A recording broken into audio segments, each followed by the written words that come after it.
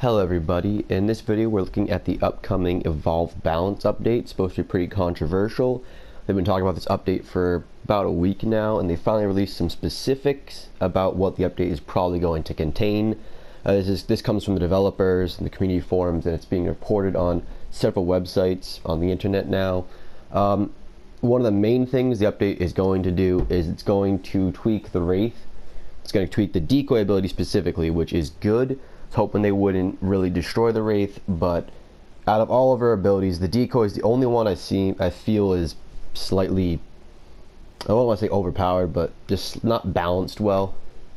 A lot of people have complained that the Wraith is too strong, that her decoy allows the hunters to be damaged while she remains out of sight. According to the developers, that discrepancy will be getting the bulk of the studio's attention. As well as the Wraith, Hyde and Cabot will also be getting some sort of tweaks. They haven't specified what the tweaks are going to be.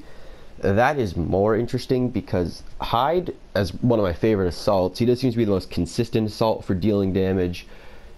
Parnell, with Super Soldier, if you're playing him really well, could out damage Hyde. I mean, they're very similar, so I don't see that if they nerf Hyde, they're just going to make Parnell the best because they're very similar. So honestly, I would have preferred that they buff Markov, because his lightning gun with that reload time and the damage it does, it's just too weak.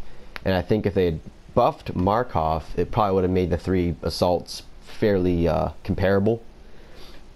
And as far as Cabot, I know a lot of people said Cabot does too much damage, but he is the aggressive support.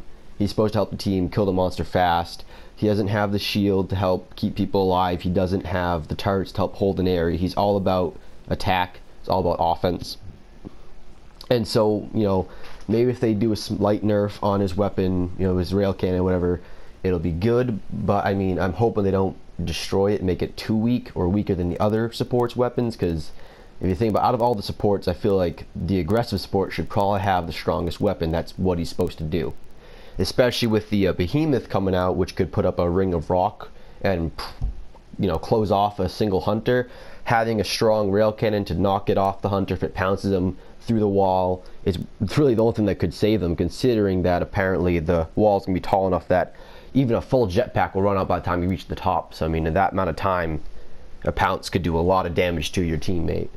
Another thing they talked about in the update is the Kraken. He'll be more vulnerable to harpoons and tranquilizer weapons while in the air, which is honestly sounds good because I mean, especially if you get like a computer Kraken, they can stay up in the air pretty high up for a considerable period of time.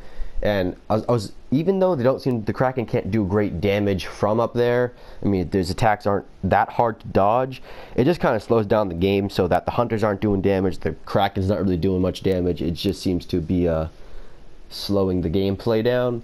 And, you know, harpoons, tranquilizer, that sounds good, but Griffin is the only one that has a harpoon gun, and if he's up in the air, I don't think Maggie's harpoons are going to even try to shoot him. And then tranquilizer, that's Val. So unless you got Val and Griffin, you're probably not going to be able to even use those abilities on him when he's way up in the air. Personally, I feel like they should make it so that if he sustains good amounts of damage or considerable damage, he gets knocked down a little bit as you're fighting. So as the fight goes on, you're doing damage to him. He's getting knocked down lower and lower over the course of the fight. Not just instantaneously knock him out of the sky, but I mean, if you're doing good damage. I feel like that probably would have been a better option. But it's a start, and they'll see how that works.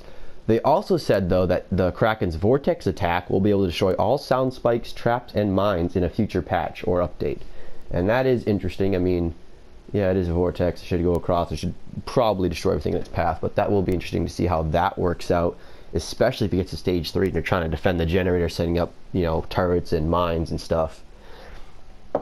Some of the other things they talked about in this is that leveling. Certain abilities like leveling up Laz's personal cloak or the Goliath's charge, certain abilities that take a lot of time, like double-digit hours, they said, to level up and get to the next star, those will be nerfed in the times it takes to level them up, so you'll be able to level those up faster, get to the new progressions, get to new characters.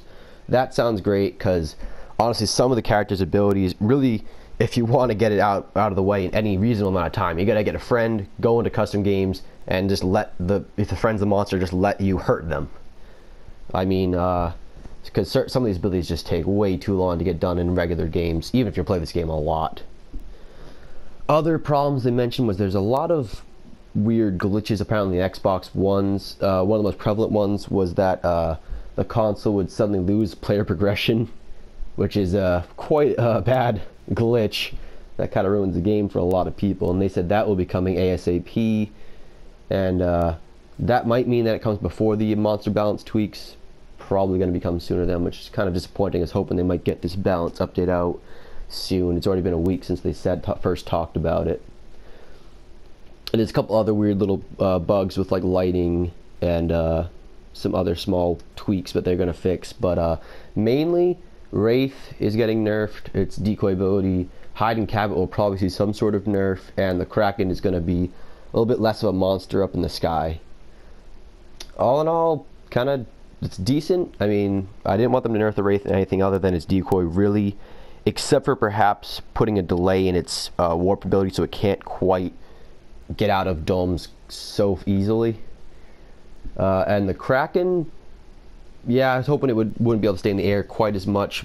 But the only thing with the Kraken was that it has no cooldown on its pounce. I feel like that was a glitch. I'm not sure if that was intentional. Goliath, I think Goliath's perfect the way he is, so I'm not surprised they're not going to tweak him. As far as the assaults go, they should probably just buff Markov. As far as support goes, they should probably just buff Bucket, honestly. He seems to be the least played support. And the other classes don't seem to be that bad, balance-wise. And I'm not surprised they weren't really mentioned in this update. But there is going to be a live stream from Turtle Rock tomorrow, the 27th. So that they'll probably release more information or more specifics about this update, so if you want to turn into then to see when it happens. I'll link the article that was reporting this information below. That's the video, guys. Thanks for watching. Comment on what you think shouldn't be patched, if stuff's OP or not, you know, all that good stuff. And I'll see you guys next time.